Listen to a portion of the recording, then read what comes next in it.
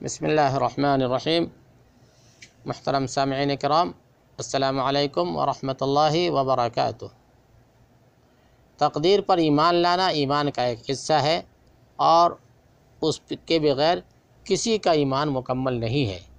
اس کے بغیر کوئی مومن نہیں ہے اور اس کو مانے بغیر کوئی جنت میں نہیں جا سکتا۔ اس کو قبول کیے بغیر کوئی شخص بھی جہنم سے نجات نہیں پا سکتا ہے۔ تو آگے مؤلفین فرماتے ہیں منکرین قدر کا حکم، کہ اگر کوئی تقدیر کو نہ مانے تو اس کے بارے میں کیا حکم ہے، کہ وہ کیا ہے، وہ کیسا ہوگا۔ فرماتے ہیں جس نے تقدیر کا انکار کیا اس نے شریعت کے اصولوں میں سے ایک اصل کا انکار کر دیا، لہذا وہ کافر ہو گیا۔ جس نے تقدیر کو نہیں مانا وہ ایمان سے نکل گیا اور وہ کافر ہے۔ بعض علماء سلف رحمہم اللہ کا فرمان ہے فرقہ قدریہ یعنی منکرین تقدیر سے علم کے ساتھ مناظرہ کرو، اگر انہوں نے اس کا انکار کیا تو وہ کافر ہو گئے، اور اگر اقرار کر لیا تو وہ مغلوب ہوئے اور تم غالب ہوئے۔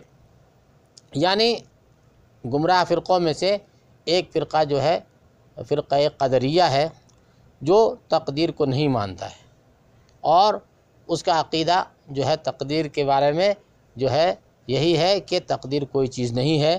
تو یہ لوگ کافر ہیں، یہ لوگ ایمان سے خارج ہیں، ان کو جو ہے مسلمانوں میں مانا نہیں جائے گا، اور ایسا شخص مرنے کے بعد جہنمی ہوگا، اس کے لیے جنت کا امکان بھی نہیں ہے، جنت میں جانے کے لیے وہ سوچ بھی نہیں سکتا۔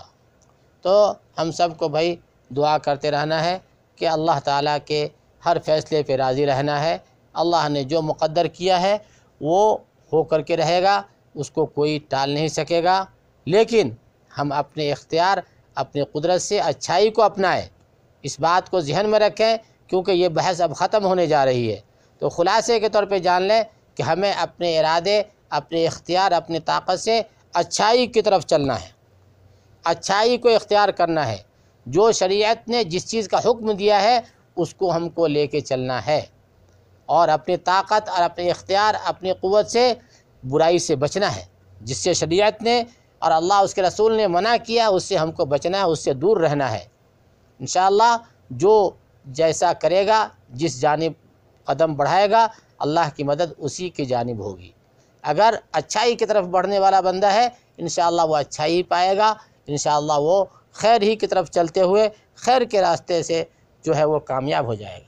اگر کوئی برائی کے راستے پر ہے تو اس کے برائی کی طرف بڑھتا جائے گا، اور برائی پر چل کے اس کے ناکام ہو جانے کے زیادہ امکان ہے۔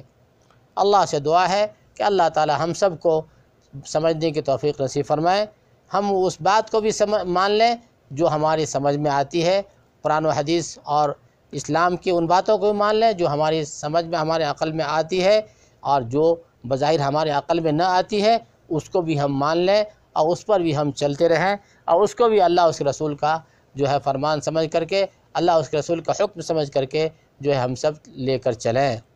اللہ تعالی ہم سب کو عمل کی توفیق نصیب فرمائے۔ وآخر دعوانا ان الحمد للہ رب العالمین۔